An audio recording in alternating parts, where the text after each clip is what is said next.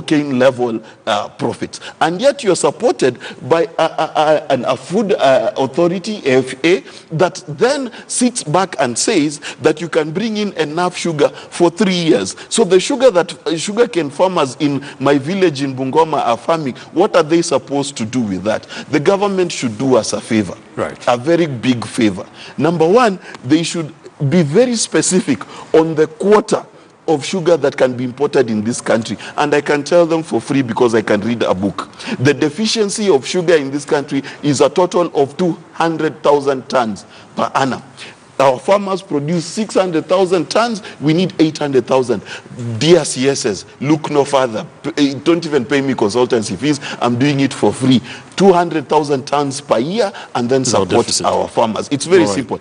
Thirdly, any MP who received 10,000 shillings, I want you to hear it from me, that there's a section of hell written Judas and Kenyan MPs, because you exist in the same dimension, because you sold your farmers for a song. At least Judas got 30 pieces of silver. You got 10,000 shillings. It cannot even buy you a nice double black whiskey in the bar. Shame on you.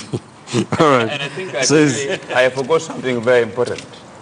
The rain began beating us when we allowed handpicking of a member of parliament from pastoralist community to be the chairman of an agriculture committee, and you pick Honorable Emmanuel Wangwe, who comes from a sugar belt, to be his vice chair.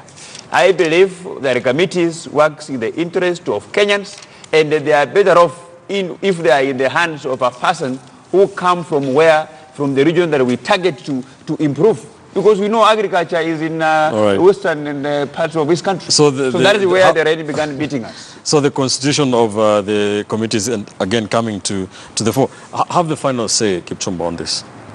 Ben, I shook my head in consternation when I saw what was happening in Parliament. And my gut feeling was that whenever you see Honorable Mbadi and Duale singing the same song, all you need to know is to know who has composed the song. That is your most center of interest should shift. But what happened in Parliament was, I can say, it was members of Parliament abandoned common sense and weaponized ignorance. If today we can buy our members of Parliament like tomatoes, they are not. Glenfiddich, which is 18 years old, is more expensive than a Kenyan parliamentarian. What are we saying? It is an indictment in the voters who queued for 18 hours to vote for these people. Are these people worth the term honorable? No. These people we should define a new term for pigs which eat more than the normal pigs in a piglet. That is where we need to go. Secondly, the sugar belt parliamentarians are a big letdown, with tremendous respect to Mheshimiwa. They are a big letdown. There is a word we call caucusing and lobbying. We hear them shouting the loudest in Harambes, funerals during the weekend in Western Kenya. And they are talking about Luhya unity. How can you unite Luhyas who are poor? You unite people who have something. We cannot talk of these people talking about a presidential ambition if they cannot safeguard the gold mine of the community, which is sugar. Thirdly, sorry for that. The other issue which ought to be looked at keenly.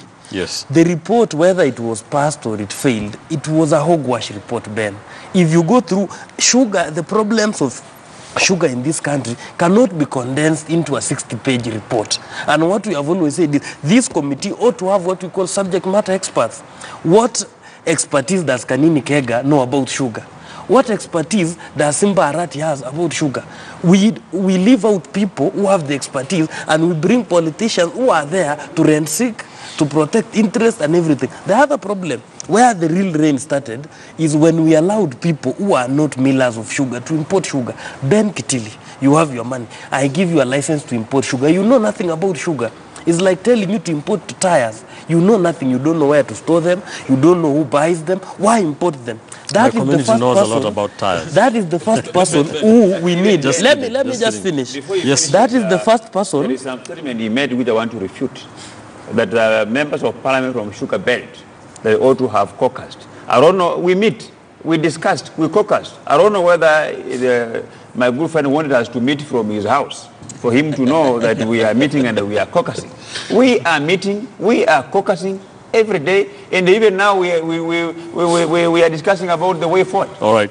Ben, Point of information Ben, there. let me correct also the honorable member. Yes. I watched the whole thing from the beginning to the end. There was nobody from the Sugar Belt region who came up with a point of order to the Speaker of the House that so-and-so is walking around with money. No order of that nature. But that let that lie. The lawyer is ignorant of the parliamentary procedures.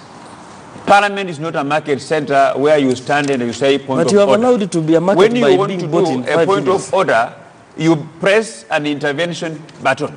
And the Speaker has all the rights to decide whether he will give you or not.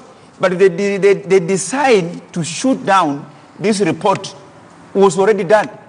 Because even look at the people who are contributing. These are the only fellows who are against, including even a conspicuous at the end of the day when the Honorable Dr. Pokose stood on a point of order to say that the mood of the House that we put the question, which was completely premature, without allowing members to continue debating. All right, 30 seconds only. Finish your points. Now, I still stand by my earlier sentiments. My conclusion will be this. Yes. Going forward, I think after that parliamentary session, we have closed the sugar industry, unless now the DCI, the DPP can come after some individuals for culpability. Right. But as it stands, we only need Jesus to resuscitate that industry. Thank you. 30 seconds only to make your conclusion. Actually, 31 seconds. Ben, the only people who say worse things about politicians are journalists. But this time round, it's fellow politicians who are saying that other fellow politicians have stolen. It goes back to a movie, I don't know whether you've had a chance of watching it, No Honor Among Thieves.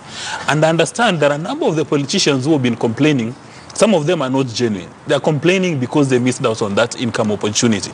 That somebody maybe saw them, they don't deserve any amount of money. Because, you know, the amount of money we are told which was given out was 30 million. So if you do basic mathematics, it's supposed to be 85 million. So when other MPs were being given 10 million, it means the MP was given money to give out, kept 75,000 on his own. But you see, we've been talking about the problems. Moving forward, I'll go back to my pet subject. The only way we are going to resuscitate the sugar sector in Kenya, the only way we are going to take care of the interest of millers like Rai, like my cousins in Vihiga, who are now using sugarcane for firewood, is to go back to what Musalia Mudavadi has been talking about.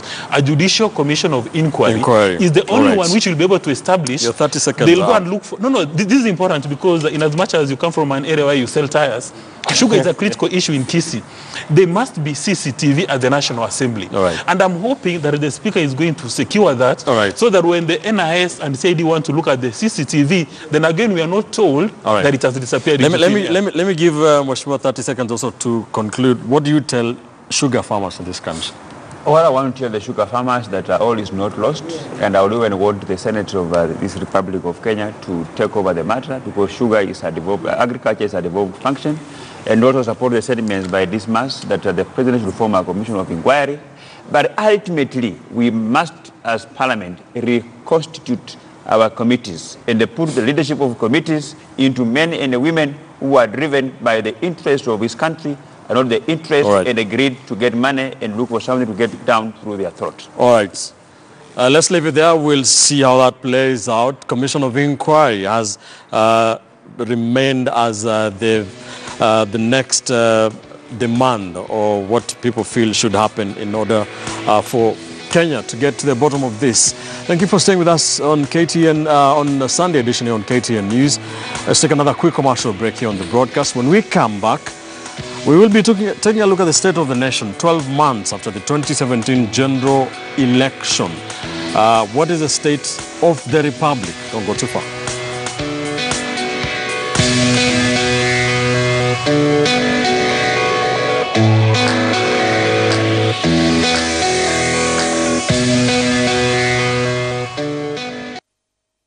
That we must clean up our act.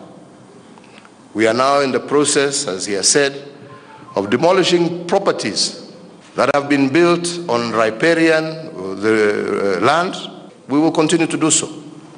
But equally, for those who made the approvals, we are not just going to punish those who built, because I know in many instances, many of them are claiming they were given permits. But those permits and whatever they were given illegally, but they were given by government officers. So I want to assure you that we are going after all those who issued those permits. Those ones will be prosecuted.